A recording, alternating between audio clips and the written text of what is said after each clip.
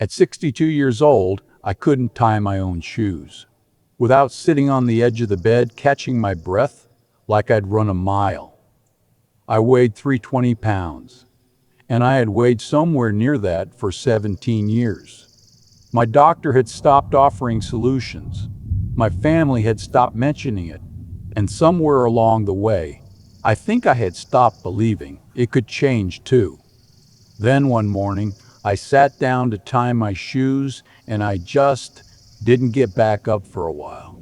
Not because I couldn't, because something in me finally asked a question I'd been avoiding for nearly 2 decades. Is this actually the rest of my life? My doctor's exact words at 58 were, "At your age and weight, maintenance is the realistic goal."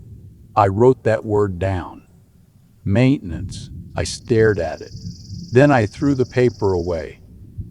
4 years later, I walked 4 miles without stopping. I'm 62 years old. And I want to tell you what those 4 years actually look like, the real version. Not the version with a supplement ad at the end. The one that starts with a man who couldn't breathe, sitting on the edge of his bed at 6 in the morning, wondering how he got here. Because that man figured it out. And he wants you to know it's not too late. My daughter's name is Lisa. She's 38. She sat across from me at that dining table, the same table where I used to cut her pancakes into triangles, and she slid a worry journal toward me. "Dad, the doctor says your mobility score is 3 out of 10. You could need assisted care by 65. I looked at her. She couldn't look at me. That was 2 years and 34 days ago. She got the authority to manage my medical decisions. She got it because I couldn't walk from the couch to the mailbox without wheezing. And I was trapped in a recliner in my own living room, 12 feet from the kitchen, watching my life shrink to fit a 4x5 cushion. Before I go on, I want you to understand something. I remember the helplessness I felt reading that mobility report with chest pain that wouldn't quit. I remember every one of those 763 days. And I could feel myself being buried alive inside my own flesh the whole time. Here's what you need to know. You can't just stand up from a recliner after 17 years and run a mile. There's a blood pressure spike. There's joint collapse. There's shame. Doctors get calls.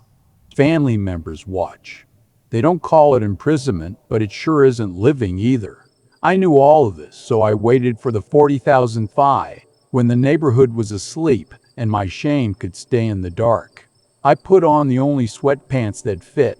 I took my water bottle and my late wife Rita's wedding ring on a chain around my neck, and I walked out my front door like my legs were mine again.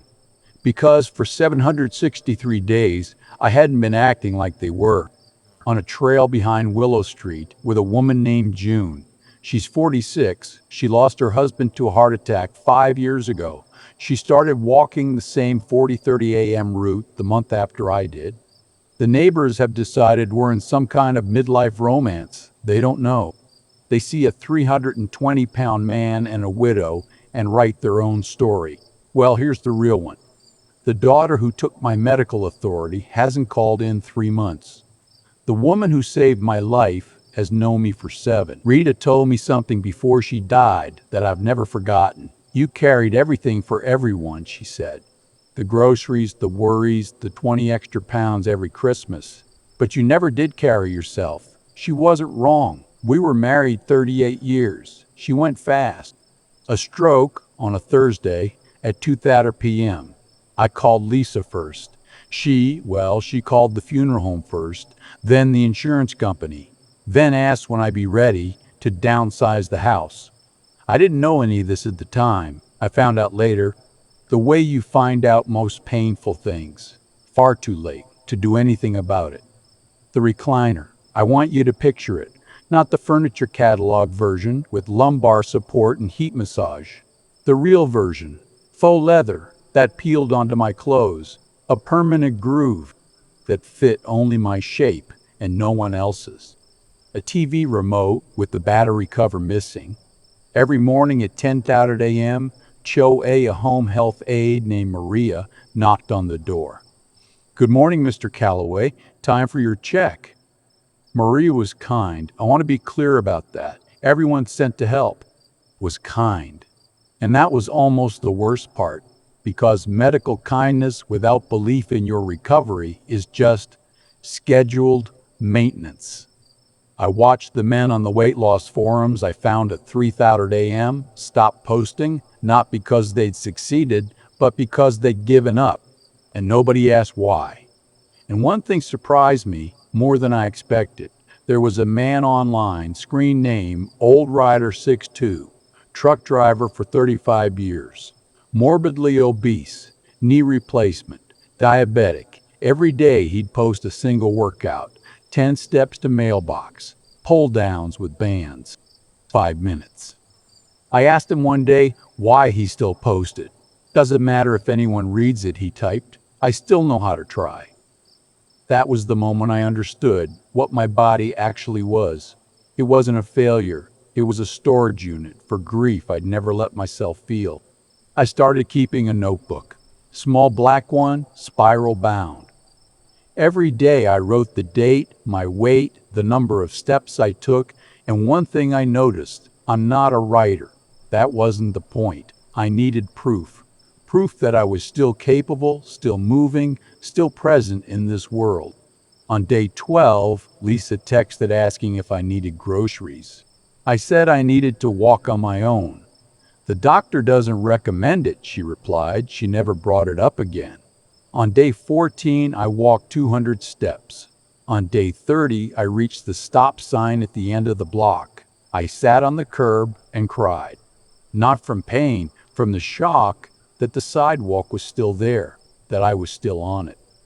On day 90, I met June. She was walking the opposite direction on the Willow Trail at 4:45 a.m. with a flashlight and a limp. I asked if she was okay. She looked at me like I'd asked her in a different language. "I'm walking off a dead husband," she said. "What are you walking off?" Silence. "A dead man," I said, "who just remembered he's still alive." She nodded. We didn't speak again that day, but the next morning she was there, and the next. By day 120, we were walking side by side, not talking much, but matching pace. And then one morning, she brought an extra water bottle. "My daughter made me buy a 2-pack, she said. "You're taking up space in my fridge." What June told me weeks later was that she'd been walking that trail alone for 4 months, barely keeping herself off medication. Her daughter, Maya, was 9 years old and thought grief was something you just waited out. June needed a walking partner to stay accountable. I needed a reason to show up. Neither of us expected what came after. That first time Maya came with us, she walked between us, holding both our hands. She looked up at me and said, "You're the biggest person I've ever seen." June froze. "Yes," I said, "and I'm getting smaller every day." Maya grinned. "You're like a melting giant." Then she handed me a sticker she'd made, a stick figure with a big smile, and the words, "Keep going, Papa Bear." Maya calls me Papa Bear now. She draws pictures of 3 people on the trail. Lisa doesn't know about any of this. The last time she called, she asked if I'd considered a mobility scooter. I told her I'd just finished 5 miles. "You're going to hurt yourself, Dad," she said. "I'm healing myself," I said. "My friend's daughter is waiting for me." "What friend?" "My walking partner's little girl. She calls me Papa Bear." A long silence. "We'll talk soon," Lisa said. I hung up. Lisa called last week. She asked if she could walk with us on Sunday. Maya made her a sticker too. "I'm 62 years old. I wake up every morning at 4:15 a.m. in a body that has shed 160 pounds. I walk a trail with a widow who knows that grief and cellulite burn off at the same slow pace. I have a 9-year-old who draws me as a melting giant and tells me I'm winning." The cruelest thing about obesity isn't the weight on your frame. It's finding out which people in your life were really waiting for you to recover and which ones were just waiting for you to become a memory they could manage. I survived 763 days, buried in that recliner. But I'm not buried anymore. I'm out on the trail at dawn, feeling the pavement under feet I forgot I had, earning every single step. If you're still sitting in your recliner, this channel is your 40:30 a.m. Knock on the door, subscribe, tell me your step count in the comments. Let's walk together.